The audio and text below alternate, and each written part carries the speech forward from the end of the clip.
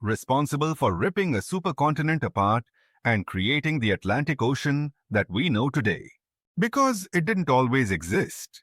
In our time, the Atlantic Ocean covers a fifth of the Earth's surface and influences the climate of the entire planet. But before the Atlantic, there was the supercontinent of Pangaea. Pangaea formed when most of the land masses merged around 320 million years ago and lasted for nearly 150 million years. During this time, plants and animals extended their range across regions now separated by vast expanses of ocean. But towards the end of its reign, something big started brewing beneath the supercontinent's surface. Heat began to build up in the mantle beneath Pangaea, a concentration of heat that would go on to completely change the course of life on Earth.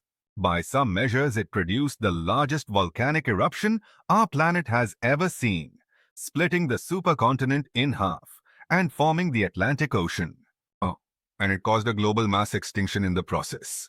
The first sign of trouble came in the Middle Triassic period, 230 million years ago. A rift in central Pangaea began to form, stretching and pulling the continent apart, forming faults in the crust. This began to split what is now Africa and North America. It started slowly at first, growing over 30 million years until it stretched for 5,000 kilometers. And all that time, heat kept building up beneath the supercontinent. Where the heat came from is still a bit of a mystery. It could have been a plume of buoyant magma from the mantle below. But the morphology and the chemistry of the rock left behind doesn't quite fit this explanation. Or it could have been that convection cells formed at the edges of Pangaea and funneled heat inwards, concentrating it below the rift. Like a chicken sitting on an egg, the thick supercontinent might have essentially incubated the mantle beneath it.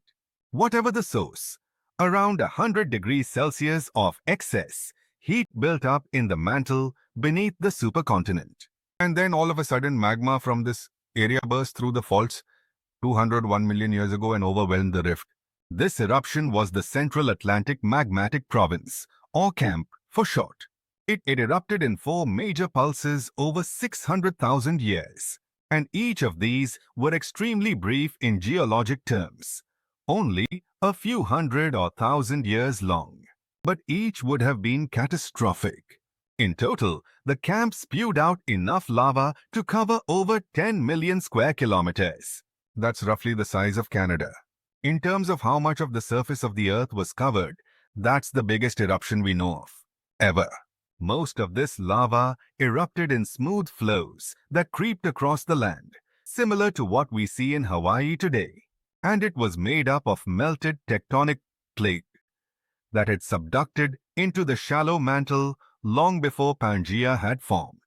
The lava cooled into a fine-grained dark volcanic rock called basalt, and today it can be found all around the edges of the Atlantic.